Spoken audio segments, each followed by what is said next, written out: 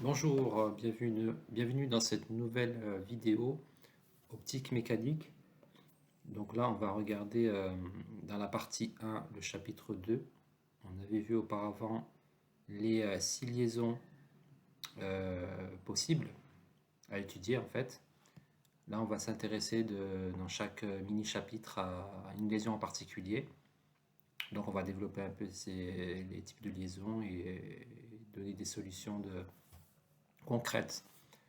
Donc on va commencer par le premier, c'est la liaison encastrement. Donc le fait que les deux pièces sont soudées ensemble.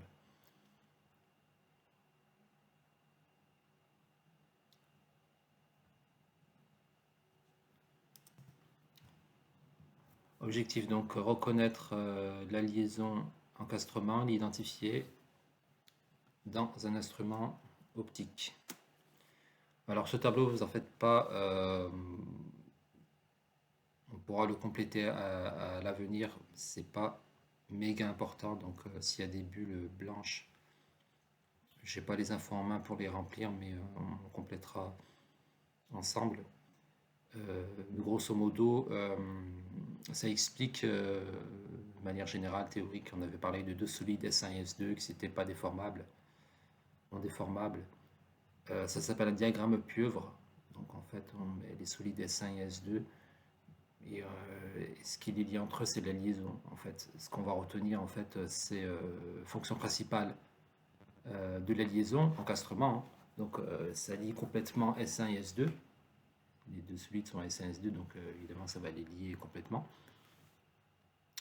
C'est la fonction principale. Hein. Fonction contrainte, s'adapter au milieu environnant. C'est un terme assez général.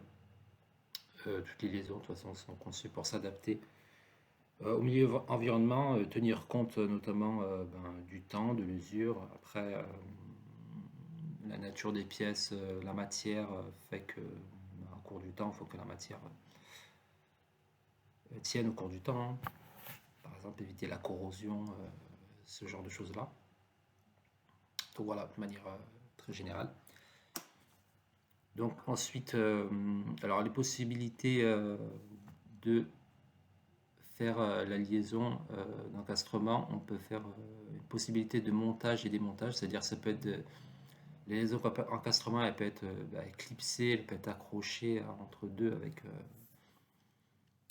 soit une possibilité de montage définitif, ça veut dire elles sont soudées, elles sont collées, ou soit des montages, c'est-à-dire elles peuvent être fixées mais elles peuvent être démontées pour être remontées ensuite. Donc une fois qu'elles sont montées, elles sont liées complètement. Donc une solution soit avec possibilité de montage et démontage, soit avec impossibilité de montage, démontage, c'est-à-dire elles sont en gros elles sont collées, soudées ensemble.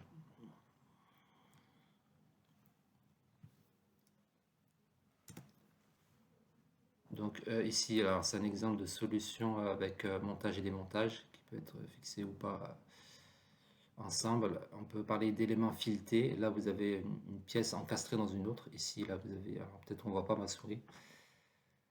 Vous avez donc cette partie grise là. Donc filetée, c'est qu'elle présente des petites rainures. Et vous avez le support fixe, donc celui-là qui est fixe. Donc il est usiné, c'est-à-dire qu'il est taillé pour recevoir cette pièce. Donc une fois que cette pièce est montée,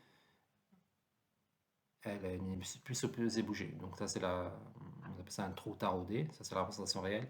Et la représentation en bas, vous aurez plutôt ça dans les exercices. C'est la représentation équivalente, normalisée, c'est-à-dire c'est le schéma qui traduit l'un avec l'autre. Donc ici des exemples, ça peut être le vis d'assemblage type vis plus écrou. Donc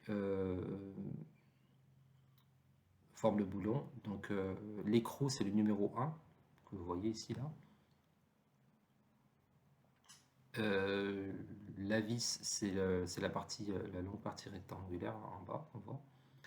Et les deux, l'écrou plus la vis forment le boulon. Les deux. Donc là vous avez un exemple de solution d'encastrement. Ici serrage énergique, possibilité de montage de fréquent. Une fois que l'on monté, voilà, les pièces 1 et 2 sont fixées entre elles, ainsi que les pièces 1 et 3.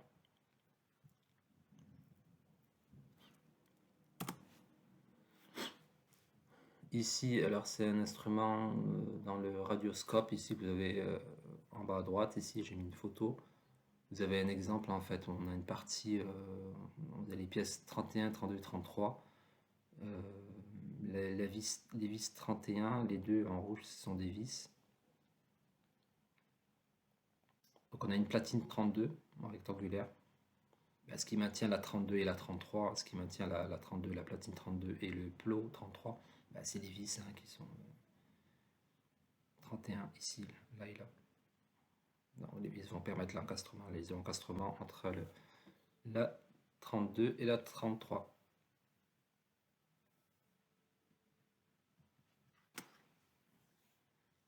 Ici, télescope de Newton, un exemple avec télescope de Newton. Ici, c'est partie oculaire. Ici, elle se dévisse. On voit que l'oculaire peut s'encastrer dans le support.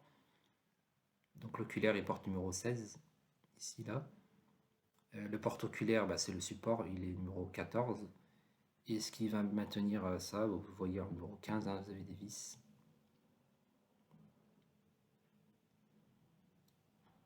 Qui vont maintenir, donc une fois qu'on a ravissé, on aura la liaison entre les 14 et la 16. Ici un autre exemple d'encastrement, ça s'appelle le clavetage. Alors, je vais vous mettre un exemple sur YouTube. Ici, là, vous allez voir, ça va être assez parlant. Ça va se lier les pièces A et B, ici A et B, donc avec l'intermédiaire de la C. C'est la C qui va permettre, vous voyez, en fait, il y a un petit support ici et ici, là. Donc la C va s'intercaler entre A et B pour avoir ça. Donc, critère de choix, simple économique, coupe à transmettre limité. On va essayer de voir ça.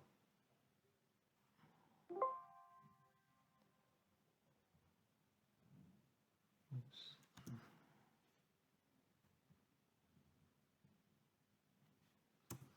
Vous pouvez très bien aussi le scanner avec, bon, ça dépend de votre support si vous êtes sur PC, vous avez un QR code aussi pour le voir. Nous, on va essayer quand même de le mettre à l'écran.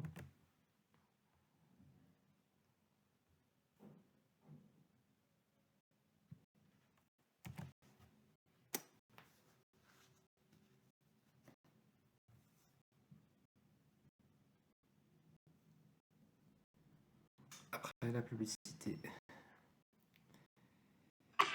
C'est toujours des offres de folie. Décodez.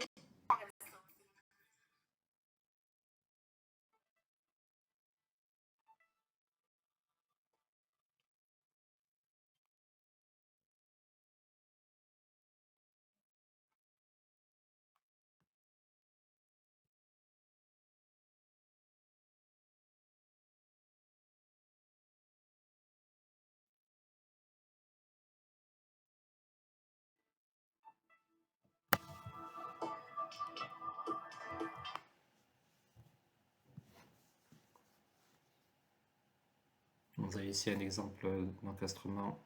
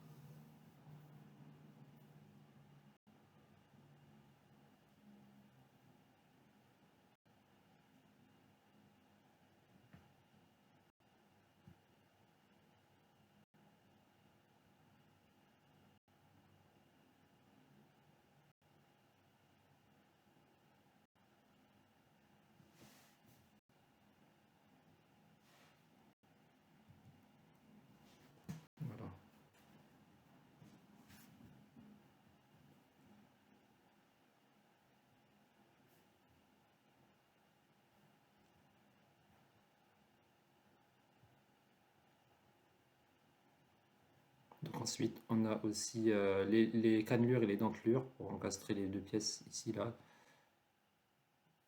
cylindriques. Donc elles ont des dentelures ici, là, ici, ici, ici, pour que la petite pièce s'encastre dans l'autre. Elles sont assez fixées. Vous avez aussi le rivetage. Le rivetage, en fait, c'est des sortes de vis en fait, qui se fixent au support. Vous avez différents types de vis ici, hein. Bon, il ne faut pas apprendre par cœur. Ronde, fraisée, forêt, type de vis, ça va s'assembler, ça va se souder. Et vous avez quelque chose d'économique, d'assemblage facile entre les deux. Alors j'ai mis un exemple ici, manche de lunettes, par certaines manches de lunettes pour avoir peut-être des rivetages sur les manches de lunettes. Et là j'ai mis un exemple un peu assez parlant, bon, c'est un peu caché, mais on voit rivetage sur la tour Eiffel, c'est une photo de la tour Eiffel, un zoom. Vous avez plein de... c'est ça les vis en fait, qui vont se fixer pour ce port métallique ici. C'est très utilisé dans cette technique dans les infrastructures, tout ce qui est pont, grand monument, grand ouvrage. En conclusion de cette liaison d'encastrement, vous avez vu, on a vu plusieurs solutions, montage, démontage, plusieurs types d'encastrement. Il existe une multitude de possibilités, hein, bien sûr, avec, comme on vient de le voir. Et on parlera de la nomenclature, le nom et les pièces. C'est ce qu'on a vu en fait. Avec, vous avez vu, il y avait des nombres et à chaque fois il y avait la signification. Donc ne pas négliger cette nomenclature. C'est ça qu'on appelle la nomenclature. Présente sur les schémas. Voilà, on va enchaîner avec la deuxième type de liaison, qui est la liaison glissière. Donc, liaison glissière, c'est une translation suivant un seul axe. Suivant ici, ça va être l'axe X, la glissière. Alors ça, bon, ça c'est un peu pareil. Donc du coup, voilà, c'était la chose qu'il fallait mettre dans le précédent schéma. Deux solides S1 et S2 hein, qui sont liés entre eux sur la liaison glissière. Ça s'appelle le diagramme pieuvre. Donc, la liaison glissière. Nous, ce qu'on va retenir, c'est les fonctions principales de la liaison glissière. Ça va être limiter le déplacement entre S1 et S2. Donc on va limiter, c'est-à-dire on va contraindre les deux pièces à effectuer à ce qu'une seule pièce effectue une translation sur l'autre. C'est ça, la fonction contrainte s'adapter au milieu environnant. Bon, c'est pareil que tout à l'heure, ça paraît assez évident. Pour la liaison glissière. Donc les solutions pour la liaison glissière, donc deux catégories, ça veut dire que la pièce S1 et S2 en fait, elles peuvent être ne pas avoir d'organe intermédiaire, ne pas avoir de liaison, c'est-à-dire elles sont directement en contact entre elles, ou bien il y aura un organe intermédiaire, et on verra concrètement, ça peut être notamment des billes ou des rouleaux qui vont assurer en fait la transition entre ces deux pièces. On verra que ça va représenter certains avantages, notamment en termes de frottement. Donc là, vous avez, je vous ai mis en bas, là-bas, la liaison glissière. Ici, une translation selon Y. Notez bien, ici, un petit schéma sur la liaison glissière. Ici, là, sans organe intermédiaire, vous avez vu que les deux pièces, en fait, elles sont directement liées entre elles. Ici, ce sont des formes prismatiques. Même sous forme de rectangle, en forme parallélépipède. Donc de forme identique, hein, vous voyez, une qui est légèrement supérieure. Ici.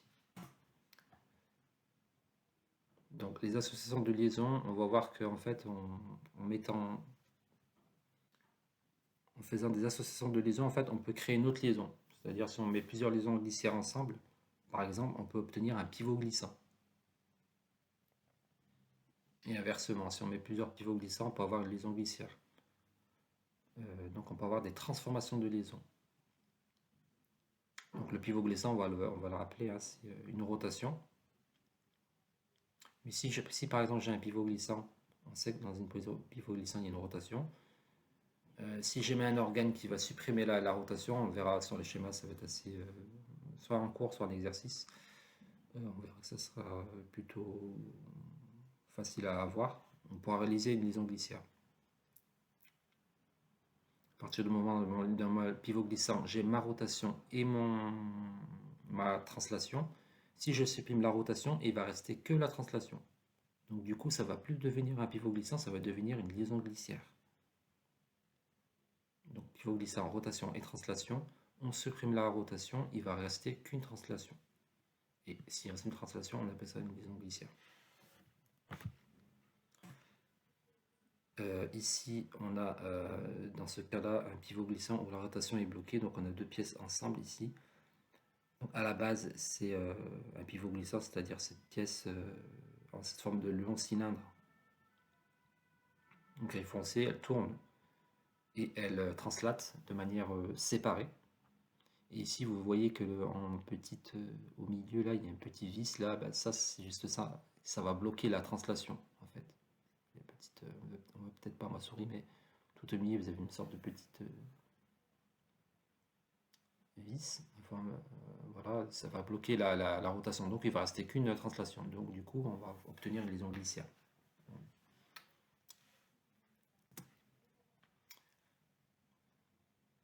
L'association de pivots glissants entre eux, voilà, justement, c'est ce qu'on a dit. Donc, suppression de la rotation et obtention d'une liaison glissière.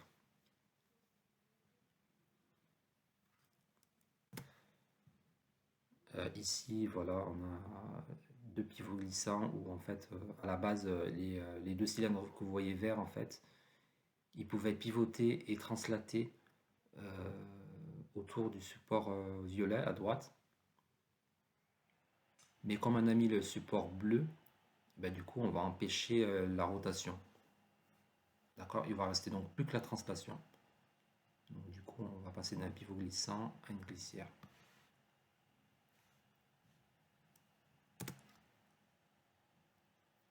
Alors ici, on a un exemple aussi, on appelle le centreur bloqueur. Vous avez l'instrument en bas à droite, on a obtention de deux pivots glissants. Alors vous avez un repère ici, X, Y, Z, on a 9, 10 et 19. Donc la plaque, on a une plaque support 19. Et on a les deux grands axes 9 et 10.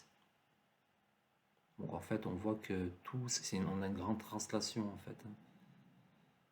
Donc 9 et 10, on voit que toute cette partie bouge en fait, toute cette partie translate autour de Y en fait. On a une grande sorte de chariot en fait, un mini rail on va dire, sur la translation qui est Y en fait. Donc ça va rouler sur l'axe Y.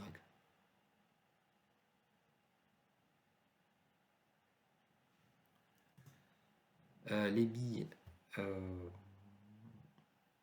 du coup, bah, les billes en fait ça va assurer la liaison entre les pièces S1 et S2 en fait. Donc du coup ça va limiter les frottements. Donc ça va garantir la durée de vie de la pièce. On parle de roulement à billes entre les pièces. Ici on les voit. Donc on aura une translation en fait selon cet axe, selon l'axe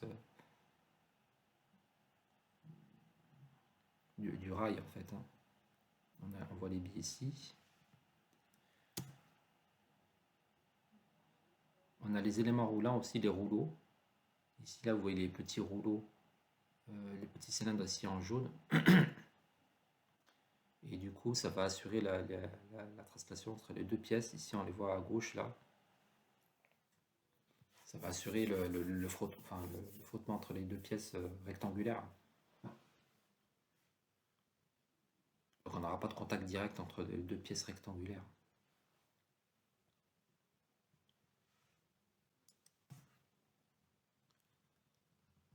Alors ici on a un roulement à billes, on a une petite vidéo, tant mieux on pourra voir. Le roulement à billes ici, on a le coulisseau 9B, le rail 9A, donc on voit le rail 9A ici en noir là. Donc on aura une translation suivant l'axe du rail 9A. On voit que le 9B, bah, il va translater sur cet axe, translaté sur 9A. En fait, 9B va translater sur 9A, le coulisseau. Et à l'intérieur, son zoom, en fait, il y a des billes en fait, qui vont circuler. En fait, les deux pièces, la bleue et la noire, ne sont pas en contact direct. Les billes assurent la liaison entre eux.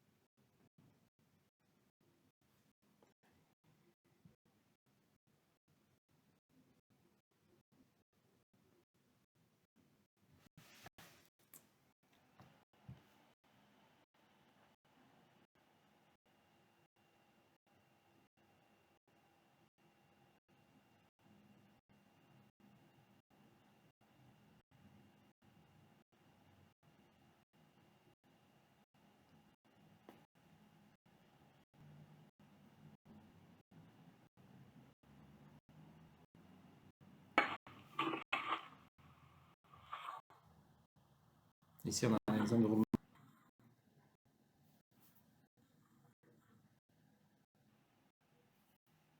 Voilà, c'était quoi? Donc vous avez ça, les roulements, notamment dans les roues de vélo, les moyeux des roues de vélo, c'est-à-dire c'est l'axe au centre de vélo. Vous ne voyez pas les billes, hein, mais ça va assurer.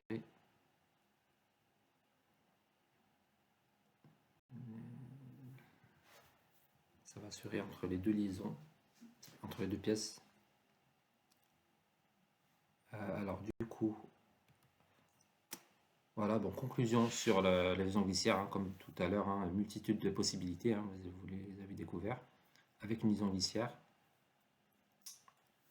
avec ou sans contact en fait, si je puis dire, sans organe intermédiaire, avec ou sans organe intermédiaire.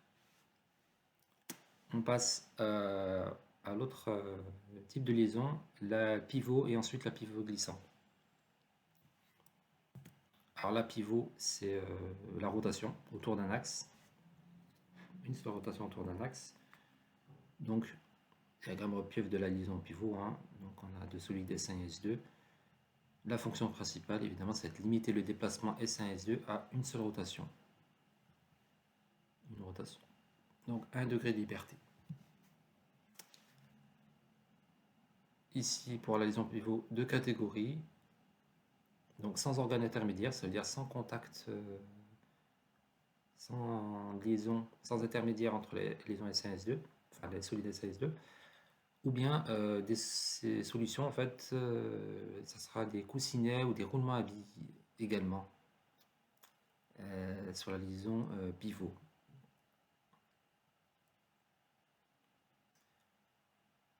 Donc rappel, un seul degré de liberté, une rotation selon X, Y ou Z.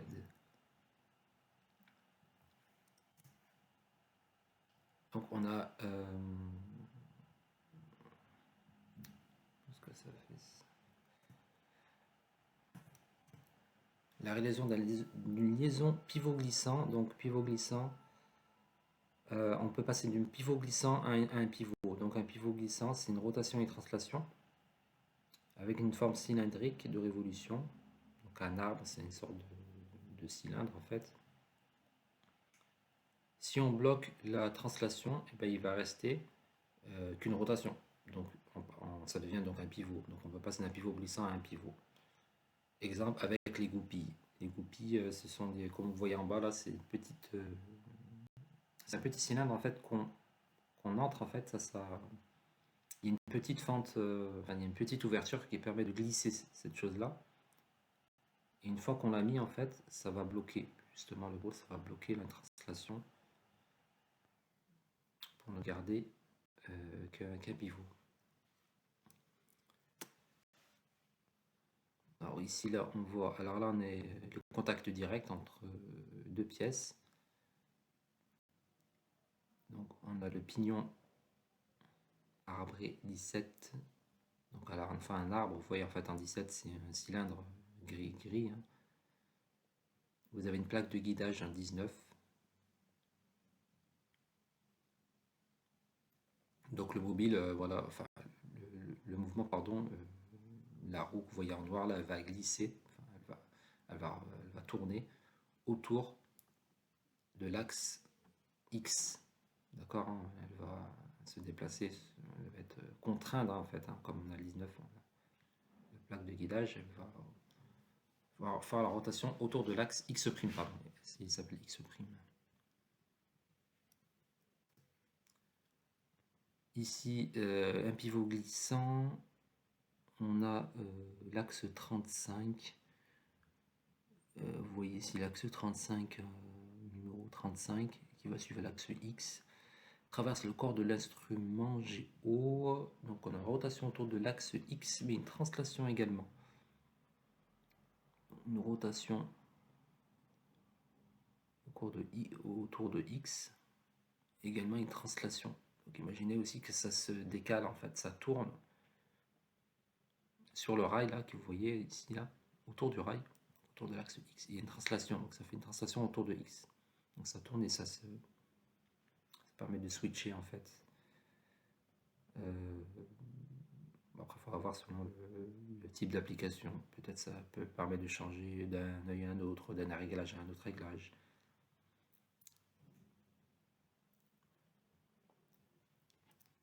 Voilà. Après, donc, les solutions avec les organes intermédiaires, justement, ça va limiter les frottements entre les deux pièces. Ça va améliorer aussi la qualité de guidage. Ça veut dire que ça va améliorer. On pourra faire des réglages plus précis, des translations très légères, enfin, des rotations aussi très, très fines. On aura besoin pour notre instrument s'il exige. Donc on a ici les coussinets, les bagues aussi lubrifiées. Lubrifiées, donc ça veut dire qu'elles ont une sorte de gel en fait, une sorte de colle. Donc ici on a le réfracteur, utilisé en ophtalmologie, on le connaissait. Là on a la bague de frottement, alors du coup la bague, on a les coussinets en 11, on a donc deux coussinets en 11, donc il faut voir ça sous forme de cylindre dans l'espace. On a l'axe Z, on a le bâti supérieur 12, donc le bâti supérieur, peut-être du mètre inférieur, bon le bâti c'est ce qui ne bouge pas, quand vous voyez le mot bâti c'est un support fixe. Pendant la rotation de l'axe 6, donc on a une rotation autour de Z. Donc le coussinet permet d'éviter le frottement, donc l'usure du bâti supérieur. Donc je suppose que cette pièce là à droite va tourner autour de Z. Et ça, ce que vous voyez en rouge en fait, c'est ce qui va limiter les frottements en fait entre le bâti et la pièce qu'on voit à droite.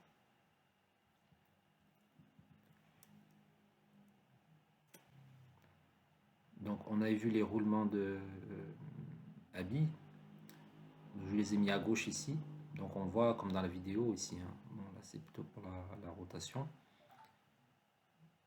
Et les roulements à aiguille en fait que vous voyez ici là, donc entre les deux pièces. Le type de rouleau qu'on voit à droite. Donc les roulements ici, très utilisés, guidage précis, frottement minimal. Comme on peut le voir. La liaison pivot, voilà encore une liaison pivot ici. Alors du coup là c'est une seule rotation.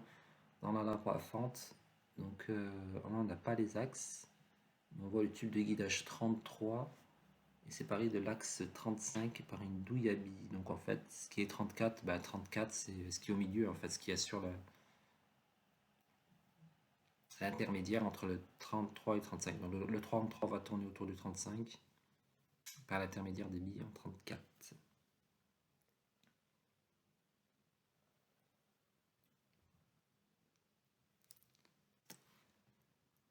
Ici, voilà, je vous ai mis un exemple sur les roues de VTT par exemple. Ici, là, je vous ai mis une photo autour de l'axe principal de la roue. Alors, on a enlevé, ici, on a enlevé le cache et on voit à l'intérieur les billes.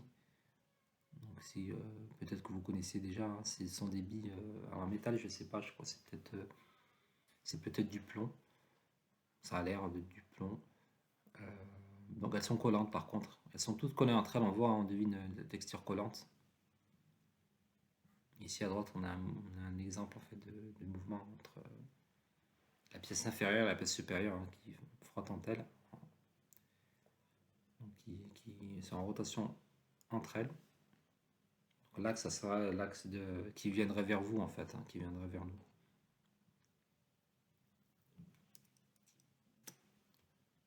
Conclusion, bah, c'est identique. Hein, on a vu les multitudes de possibilités pour former, associer deux éléments. Vous avez vu qu'on peut passer d'une liaison pivot à une pivot glissant ou inverse.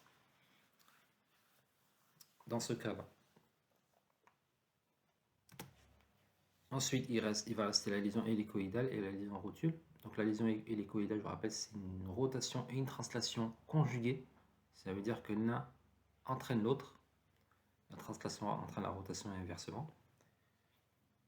Donc le mouvement utile, le mouvement principal, c'est la translation. Donc là, ça serait selon l'axe A. Donc, comme voilà, je viens de le dire, sur la liaison hélicoïdale en fonction principale, limiter le déplacement à SNS2, à une rotation et une translation, j'insiste bien, conjuguée. Il faudra bien rajouter ce terme entre les deux pièces. Les solutions sans ou avec organe intermédiaire, on va voir ça toujours, hein, on a nos cosinets, nos roulements à billes, notamment. Hein. Donc attention, on a un seul degré de liberté, on ne va pas parler de deux degrés de liberté, donc deux mouvements, rotation et translation conjuguée, mais un seul degré de liberté. De toute façon, la rotation et translation conjuguée, elles sont suivant soit X ou Y ou Z, c'est le même axe. Par exemple, rotation et translation conjuguée suivant X, donc un seul degré de liberté.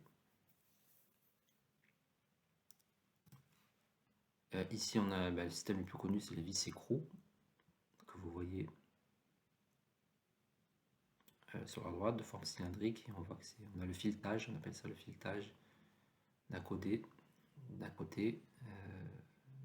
Donc on parle de cylindre de révolution taraudé. Taraudé, voilà, c'est-à-dire qu'il est usiné, c'est-à-dire qu'il a été travaillé de sorte à avoir cette forme-là, en forme d'hélice.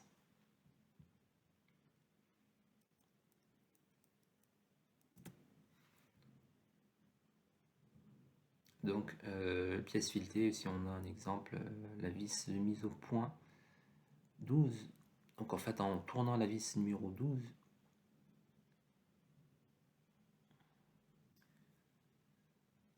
est placée dans l'écrou 13. Donc, on voit que l'écrou 13 sert de support à la vis de mise au point. Donc, on va tourner le 19 en fait. Quand on va tourner le 19, ça va entraîner, voilà, on va visser, on va entraîner le déplacement du 12 dans le support 13. On voit en haut et en bas du dessin. Donc l'axe de rotation, ça va être l'axe horizontal.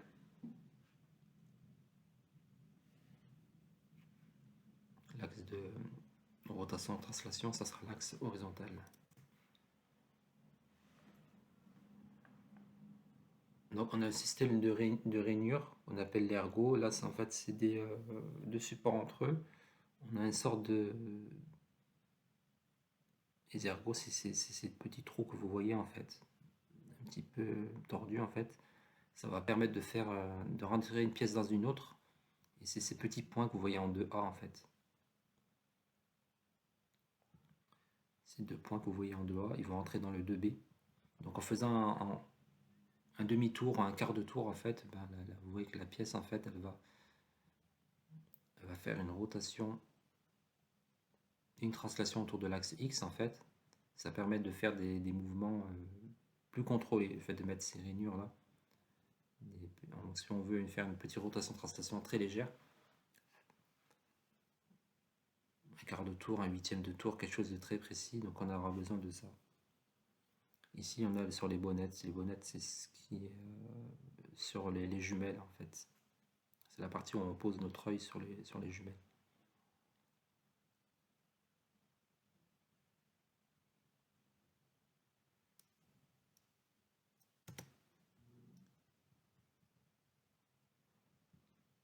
Ici encore des éléments roulants avec des roulements à billes.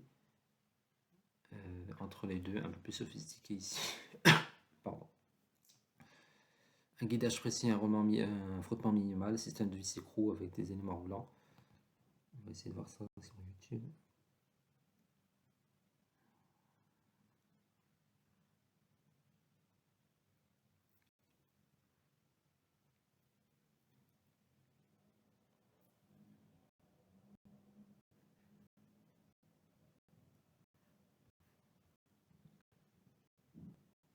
Sur Amazon, des électrisantes, des compris des milliers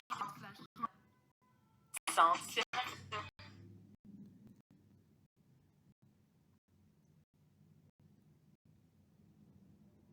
On voit ici là, mouvement hélicoïdal. Vous avez les roulements à billes à l'intérieur.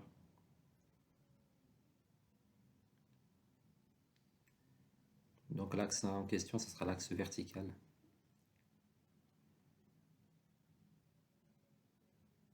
Dans les deux sens.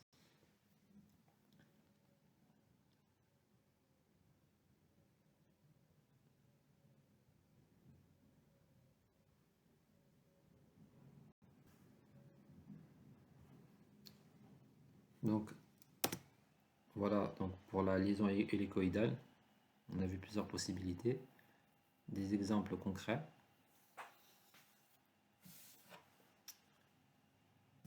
Enfin, on va s'intéresser à la liaison rotule, donc le joystick, les trois rotations, et en X, Y et Z, donc nos 3 degrés de liberté.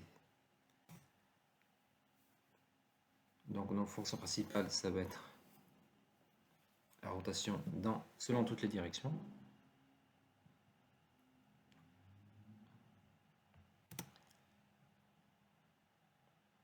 Toujours identique, plusieurs catégories, sans organe intermédiaire, donc les deux pièces en contact direct, ou avec en plusieurs pièces, ou un organe intermédiaire, voire plusieurs organes intermédiaires entre les pièces. Donc on rappelle qu'il y a 3 degrés de liberté, Rx, Ry, Rz.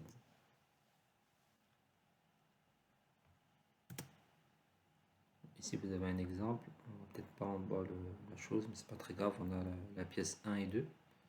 Sans organe intermédiaire, on voit que c'est la pièce 2 qui va être mobile autour de la pièce 1.